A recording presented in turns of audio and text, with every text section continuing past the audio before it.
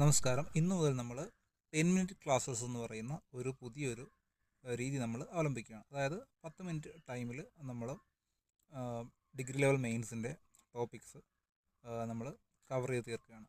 അപ്പോൾ ആദ്യത്തെ ക്ലാസ്സിലൂടെ നമുക്ക് കിടക്കാം. ആദ്യം നമ്മൾ ഹിസ്റ്ററിയുടെ ക്ലാസ്സാണ് എടുക്കുന്നത്.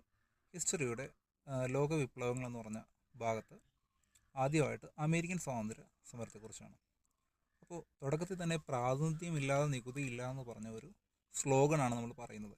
SCRT ടെസ്റ്റിൽ പ്രാതിനിധ്യമില്ലാതെ നികുതിയില്ല, അതായത് റെപ്രസെൻറ്റേഷൻ ഇല്ല എങ്കിൽ അവർക്ക് ജനങ്ങൾക്ക് അവിടെ ഒരു പ്രാതിനിധ്യം അല്ലെങ്കിൽ പ്രാധാന്യം ഇല്ല എങ്കിൽ നികുതി കൊടുക്കില്ല എന്നുള്ളൊരു ഐഡിയയിലാണ് അമേരിക്കൻ സ്വാതന്ത്ര്യ സമരം സ്റ്റാർട്ട് ചെയ്യുന്നത്.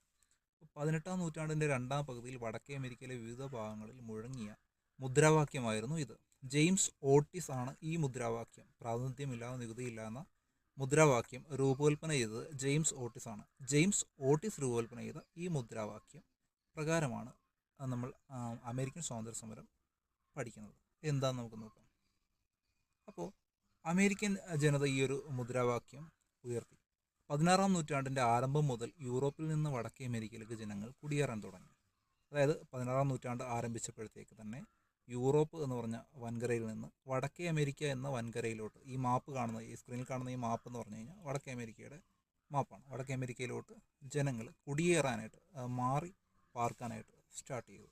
അപ്പോൾ അവരുടെ പ്രധാന ഉദ്ദേശം എന്ന് പറഞ്ഞു കഴിഞ്ഞാൽ അവിടുത്തെ റിസോഴ്സസ് ഇല്ലെങ്കിൽ അവിടുത്തെ വിഭവങ്ങൾ കൈയടക്കുക എന്നുള്ളതാണ്. അത് അവരുടേതാക്കി മാറ്റുക എന്നുള്ളതാണ് യൂറോപ്യൻസിൻ്റെ ലക്ഷ്യം.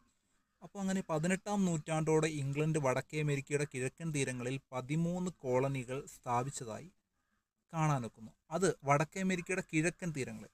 കിഴക്കൻ തീരം എന്ന് പറയുമ്പോഴത്തേക്ക് മാപ്പിൻ്റെ റൈറ്റ് സൈഡാണല്ലോ. അപ്പോൾ മാപ്പിൻ്റെ റൈറ്റ് സൈഡ് കിഴക്കൻ തീരം, മാപ്പിൻ്റെ ലെഫ്റ്റ് സൈഡ് പടിഞ്ഞാറൻ തീരം, മാപ്പിൻ്റെ മുകളിൽ വടക്ക്, മാപ്പിൻ്റെ താഴത്ത് സൗത്ത്. ഇങ്ങനെയാണ് മാപ്പ് വരയ്ക്കുന്നത്. അതുകൊണ്ട് തന്നെ മാപ്പിൻ്റെ കിഴക്കൻ തീരം എന്ന് പറയുമ്പോഴത്തേക്ക് ആ കാണുന്ന റൈറ്റ് സൈഡായിരിക്കും ഒരു മാപ്പിൻ്റെ. ആ റൈറ്റ് സൈഡിൽ കാണുന്ന 13 കോളനികളാണ് യൂറോപ്യൻസ് അവിടെ സ്ഥാപിച്ചത്. ഈ 13 കോളനികളെക്കുറിച്ച് ജോർജിയ, സൗത്ത് കരോലിന പോലുള്ള കോളനികൾ 13 അപ്പോൾ ഭൂപടത്തിൽ കാണിക്കുന്നത് ഈ 13 കോളനികളാണ്. അവർ അവിടെ വന്ന് സ്ഥാപിച്ച കോളനി. ബ്രിട്ടീഷിൻ്റെ കോളനിയായിട്ട് ഇന്ത്യ 1947 വരെ നിന്നതുപോലെ യൂറോപ്യൻസിൻ്റെ കോളനിയായിട്ട് അമേരിക്കയിലെ ഈ വടക്കേ അമേരിക്കയിലെ കിഴക്കൻ ഭാഗങ്ങൾ നിന്നു. ഓക്കെ, അത്രയും മാത്രമാണ് നമ്മൾ അതിനകത്ത് തുടക്കത്തിൽ പറയുന്നത്. പിന്നെ അപ്പോൾ അവർ എന്തിനു വേണ്ടിയിട്ടാണ് ഈ കോളനികൾ സ്റ്റാർട്ട് ചെയ്തതെന്ന് നമുക്ക് നോക്കാം. തങ്ങളുടെ വ്യവസായത്തിന് ആവശ്യമായ അസംസ്കൃത വസ്തുക്കൾ ശേഖരിക്കാനും ഉള്ള കേന്ദ്രമായും ഉൽപ്പന്നങ്ങൾ വിറ്റഴിക്കാനുള്ള കമ്പോളമായും ഇംഗ്ലീഷുകാർ അമേരിക്കൻ കോളനികളെ കണക്കാക്കി. മെർക്കൻറ്റിലിസം എന്ന് പറഞ്ഞ നിയമങ്ങൾ വെച്ചിട്ടാണ് ഈ കാര്യങ്ങളെല്ലാം അവർ ചെയ്തത്.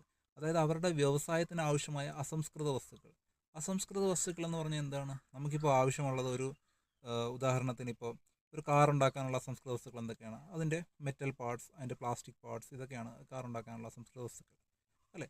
അപ്പോൾ അതേപോലെ എന്ത് സാധനമാണെങ്കിലും അതിന് അസംസ്കൃത വസ്തുക്കൾ അല്ലെങ്കിൽ റോ മെറ്റീരിയൽസ് വേണം.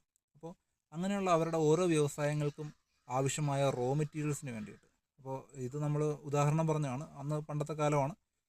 അപ്പോൾ അന്ന് ആവശ്യമുള്ള വ്യവസായങ്ങൾക്കുള്ള റോ മെറ്റീരിയൽസ്, അതിന് വേണ്ടിയിട്ടുള്ള ഒരു ശേഖരം, അത് ശേഖരിക്കാനുള്ളൊരു സ്ഥലമായിട്ട് വടക്കേ അമേരിക്കയെ അവർ കണക്കാക്കി. പിന്നെ മെർക്കൻറ്റിലിസ്റ്റ് നിയമം എന്ന് പറഞ്ഞ നിയമങ്ങൾ വെച്ചിട്ടാണ് അവർ എന്ത് ചെയ്തത്, ഈ കാര്യങ്ങളൊക്കെ നടപ്പാക്കാനായിട്ട് അവർ തീരുമാനിച്ചത്. മെർക്കൻറ്റിലിസ്റ്റ് നിയമങ്ങൾ എന്തൊക്കെയാണെന്ന് നമുക്ക് നോക്കാം. കോളനികളിലേക്കോ സാധനങ്ങൾ കൊണ്ടുപോകുന്നത് ഇംഗ്ലീഷ് കപ്പലുകളിലോ കോളനികളിൽ നിർമ്മിച്ച കപ്പലുകളിലോ മാത്രമായിരിക്കണം. അതായത് കോളനികളിൽ നിന്ന് പുറത്തോട്ട് പോകുന്ന കപ്പലുകളും കോളനികളിലേക്ക് വരുന്ന കപ്പലുകളും. ഓക്കെ, അപ്പോൾ കോളനികളിൽ നിന്ന് പുറത്തോട്ട് പോകുന്ന കപ്പൽ അല്ലെങ്കിൽ കോളനികളിലോട്ടോ വരുന്ന കപ്പൽ, അങ്ങനെ സാധനങ്ങൾ കൊണ്ടുപോകുന്ന ആ കപ്പലുകൾ ഒന്നെങ്കിൽ ഇംഗ്ലീഷ് കപ്പലുകളായിരിക്കണം, ഇല്ലെങ്കിൽ കോളനികളിൽ തന്നെ നിർമ്മിച്ച കപ്പലായിരിക്കണം. വേറെ ഒരു സ്ഥലത്തെ കപ്പലുകളും അലൗഡ് അല്ല.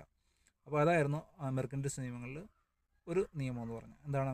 കോളനികളിൽ നിന്ന് പുറത്തോട്ടോ അകത്തോട്ടോ സാധനങ്ങൾ കൊണ്ടുപോകുന്ന കപ്പലുകൾ ഒന്നെങ്കിൽ കോളനിയിൽ ഉണ്ടാക്കിയതാകണം, ഇല്ലെങ്കിൽ ഇംഗ്ലണ്ടിൽ ഉണ്ടാക്കിയതാകണം. ഇതാണ് ഇംഗ്ലണ്ടുകാർ അവിടെ അമേരിക്കൻ കോളനിയിൽ നടപ്പിലാക്കിയ ആദ്യത്തെ നിയമം. അടുത്ത നിയമം എന്ന് പറഞ്ഞാൽ കോളനികളിൽ ഉൽപ്പാദിപ്പിച്ചിരുന്ന പഞ്ചസാര, കമ്പിളി, പരുത്തി, പുകയില തുടങ്ങിയവ ഇംഗ്ലണ്ടിലോട്ട് മാത്രമേ കയറ്റി അയക്കാനാവൂ. അതായത് കോളനികളിൽ പഞ്ചസാരയും കമ്പിളിയും പരുത്തിയും പുകയിലയും ഒക്കെ ഉൽപ്പാദിപ്പിക്കുന്ന സ്ഥലമാണ്. പഞ്ചസാര, കമ്പിളി, പരുത്തി, പുകയില ഇതൊക്കെ ഉൽപ്പാദിപ്പിക്കുന്ന ഒരു സ്ഥലമാണ് അമേരിക്കൻ കോളനികൾ. അപ്പോൾ അവിടെ എന്താണ്, അവിടെ നിന്ന് ഉണ്ടാക്കുന്ന ഈ വസ്തുക്കൾ വേറെ ഒരു രാജ്യത്തോട്ടും കയറ്റി അയക്കാൻ പറ്റില്ല. എങ്ങോട്ടാണ്? ഇംഗ്ലണ്ടിലേക്ക് മാത്രമേ കയറ്റി അയക്കാവൂ എന്ന് പറഞ്ഞൊരു നിയമം. അത് മെർക്കൻറ്റിലിസ്റ്റ് നിയമത്തിൽ മറ്റൊരു നിയമമാണ്. ക്ലിയർ ആണല്ലോ? അപ്പോൾ 2 നിയമങ്ങൾ നമ്മൾ പറഞ്ഞു. ആദ്യത്തെ പറഞ്ഞ എന്തായിരുന്നു? കപ്പലുകൾ ഒന്നെങ്കിൽ ഇംഗ്ലണ്ടിൽ നിർമ്മിച്ചതോ അല്ലെങ്കിൽ കോളനികളിൽ നിർമ്മിച്ചതോ ആയിരിക്കണം. രണ്ടാമത്തത് കുറച്ച് സാധനങ്ങൾ, കമ്പിളി, പരുത്തി, പുകയില, പഞ്ചസാര പോലുള്ള സാധനങ്ങൾ ഇംഗ്ലണ്ടിലോട്ട് മാത്രമേ കയറ്റി വയ്ക്കാൻ പറ്റുള്ളൂ എന്നുള്ളത്. അടുത്ത മൂന്നാമത്തത്, കോളനികളിലെ നിയമപരമായ എല്ലാ രേഖകളിലും ഇംഗ്ലണ്ടിൻ്റെ മുദ്ര പതിപ്പിച്ചിരിക്കണം. കോളനികളിലെ നിയമപരമായ എല്ലാ രേഖകളിലും ഇംഗ്ലണ്ടിൻ്റെ മുദ്ര പതിപ്പിച്ചിരിക്കണം. അപ്പോൾ ഉദാഹരണത്തിന് കോളനികളിൽ നിർമ്മിതമായിട്ടുള്ള നിയമപരമായിട്ടുള്ള എല്ലാ പ്രമാണങ്ങൾ, വർത്തമാന പത്രങ്ങൾ, ലഘുലേഖകൾ, ലൈസൻസുകൾ, ഇതിലെല്ലാം ഇംഗ്ലണ്ടിൻ്റെ മുദ്ര അല്ലെങ്കിൽ സ്റ്റാമ്പ് പതിപ്പിച്ചിരിക്കണം. ഇതാണ് നമ്മുടെ മെർക്കൻറ്റിലിസ്റ്റ് നിയമത്തിൽ അടുത്തത്. കോളനികളിൽ നിയമപരമായിട്ടുള്ള എല്ലാ രേഖകളിലും ഇംഗ്ലണ്ടിൻ്റെ സ്റ്റാമ്പ് പതിപ്പിച്ചിരിക്കണം. അടുത്തത്, കോളനികളിൽ നിലനിർത്തിയിട്ടുള്ള ഇംഗ്ലീഷുകാരുടെ സൈന്യത്തിനുള്ള താമസ സൗകര്യവും അത്യാവശ്യ സൗകര്യങ്ങളും കോളനിക്കാർ നൽകണം. അതായത് കോളനിയിൽ ഉള്ള ഇംഗ്ലീഷുകാരുടെ സൈന്യത്തിനുള്ള താമസിക്കാനുള്ള സ്ഥലവും അവരുടെ ആവശ്യത്തിനുള്ള സൗകര്യങ്ങൾ, അത്യാവശ്യത്തിനുള്ള സൗകര്യങ്ങളെല്ലാം കോളനിക്കാർ നൽകണം. ഓക്കെ. ഉദാഹരണത്തിന് നമ്മുടെ വീട്ടിലോട്ട് ഒരു ഗസ്റ്റ് കയറി വന്ന്, നമുക്ക് പരിചയം പോലും ഇല്ലാത്ത ഒരാൾ കയറി വന്നിട്ട് അവിടെ കയറി താമസിച്ചിട്ട് പറയുവാണ്, ഞങ്ങൾക്കുള്ള താമസ സ്ഥലവും ഞങ്ങൾക്കുള്ള ഭക്ഷണവും എല്ലാം നിങ്ങൾ തരണമെന്ന് പറഞ്ഞ പോലത്തെ ഒരു ഐഡിയ ആണ്. അതായത് ഇംഗ്ലണ്ടിൽ നിലനിർത്തിയിട്ടുള്ള ഇംഗ്ലീഷുകാരുടെ സൈന്യത്തിന് ആവശ്യമായ താമസ സ്ഥലവും അത്യാവശ്യ സൗകര്യങ്ങളും ആര് നൽകണം? കോളനിക്കാർ നൽകണം എന്നൊരു നയമായിരുന്നു മെർക്കൻറ്റിലിസ്റ്റ് നിയമങ്ങളിൽ അടുത്തതായിട്ടുള്ളത്. അടുത്തത്, കോളനികളിലേക്ക് ഇറക്കുമതി ചെയ്യുന്ന തേയില, ഗ്ലാസ്, കടലാസ് എന്നിവയ്ക്ക് ഇറക്കുമതി ചുങ്കം നൽകണം. അപ്പോൾ കോളനികളിലേക്ക് ഇറക്കുമതി ചെയ്യുന്ന തേയില, ഗ്ലാസ്, കടലാസ് എന്നിവയ്ക്ക് ഇറക്കുമതി ചുങ്കം എന്ന് പറഞ്ഞാൽ ഏതാണ്? ടാക്സ് ആണ്, അത് നൽകണം. അപ്പോൾ കോളനികളിലോട്ട് ഇമ്പോർട്ട് ചെയ്യുന്ന അല്ലെങ്കിൽ ഇറക്കുമതി ചെയ്യുന്നിട്ടുള്ള തേയില, ഗ്ലാസ്, കടലാസ് ഇവയ്ക്ക് ഇറക്കുമതി ചുങ്കം നൽകണം. അപ്പോൾ ഇത്രയും കാര്യങ്ങളാണ് ഇന്നത്തെ ക്ലാസ് നമുക്ക് നോക്കാനുള്ളത്. അപ്പോൾ നമുക്കിതെല്ലാം ഒന്ന് റിവൈസ് ചെയ്യാം. മെർക്കൻറ്റിലിസ്റ്റ് നിയമങ്ങളിൽ നമ്മൾ പറഞ്ഞത്, കപ്പലുകൾ, അങ്ങോട്ടും ഇങ്ങോട്ടുള്ള കപ്പലുകളെല്ലാം ഒന്നെങ്കിൽ ഇംഗ്ലീഷ് കപ്പലുകളോ അല്ലെങ്കിൽ കോളനികളിൽ ഉണ്ടാക്കിയതാകണം. പിന്നെ പഞ്ചസാര, കമ്പിളി, പരുത്തി, പുകയില ഇംഗ്ലണ്ടിലോട്ട് മാത്രമേ കയറ്റി അയക്കാവുള്ളൂ. പിന്നെ എല്ലാ നിയമരേഖകളിലും ഇംഗ്ലണ്ടിൻ്റെ മുദ്ര അല്ലെങ്കിൽ സ്റ്റാമ്പ് പതിപ്പിച്ചിരിക്കണം. പിന്നെ അവിടെ ഉള്ള പട്ടാളക്കാർക്കെല്ലാം, അതായത് സൈന്യത്തിനെല്ലാം താമസ സൗകര്യങ്ങളും എല്ലാം കോളനിക്കാർ നൽകണം. പിന്നെ തേയില, ഗ്ലാസ്, കടലാസൊക്കെ ഇറക്കുമതി ചെയ്യുമ്പോൾ ഇറക്കുമതി ചുങ്കം നൽകണം. ഇത്രയാണ് മെർക്കൻറ്റിലിസ്റ്റ് നിയമങ്ങൾ. നമ്മൾ ഇത്ര നേരം പറഞ്ഞ കാര്യങ്ങളെന്ന് പറയുമ്പോൾ അമേരിക്കൻ സ്വാതന്ത്ര്യ സമരത്തിൽ പ്രാതിനിധ്യമില്ലാതെ നികുതിയില്ല, ജനങ്ങൾക്കൊരു വിലയില്ലെങ്കിൽ നികുതിയില്ല എന്നുള്ളൊരു ഐഡിയ ആണ് അമേരിക്കൻ സ്വാതന്ത്ര്യ സമരത്തിൽ വന്നിരുന്നത്. അപ്പോൾ 13 കോളനികളുണ്ട്. ഈ കോളനികളിലോട്ട് യൂറോപ്പിൽ നിന്ന് വന്ന ആൾക്കാരാണ് ആ കോളനികളിലുള്ളത്. യൂറോപ്പിൽ നിന്ന് ആൾക്കാർ എന്തിനായിരുന്നു ആ കോളനികളിൽ കരുതിയിരുന്നത്? ആ കോളനികളെല്ലാം ഇവർക്ക് ആവശ്യമുള്ള സാധനങ്ങൾ, അസംസ്കൃത വസ്തുക്കൾ, വ്യവസായത്തിന് ആവശ്യമായ അസംസ്കൃത വസ്തുക്കൾ ശേഖരിക്കാനായിട്ടുള്ളൊരു സ്ഥലമായിട്ടാണ് എന്ത് കണ്ടെത്തിയിരുന്നത്? ഈ കോളനികളെല്ലാം കണ്ടെത്തിയിരുന്നത്. പിന്നെന്താണ്?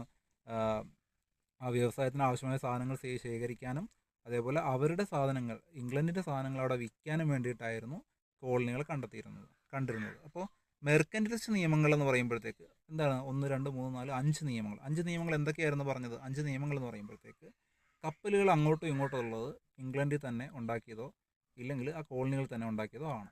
രണ്ടാമത്തത്, പഞ്ചസാര, കമ്പിളി, പരുത്തി, പുകയില ഇംഗ്ലണ്ടിലോട്ട് മാത്രമേ കയറ്റി അയക്കാവൂ. മൂന്നാമത്തത്, പ്രമാണങ്ങൾ, വർത്തമാന പത്രങ്ങൾ, ലഘുരേഖകൾ, ലൈസൻസുകൾ ഇംഗ്ലണ്ടിൻ്റെ സ്റ്റാമ്പ് ഉണ്ടാകണം.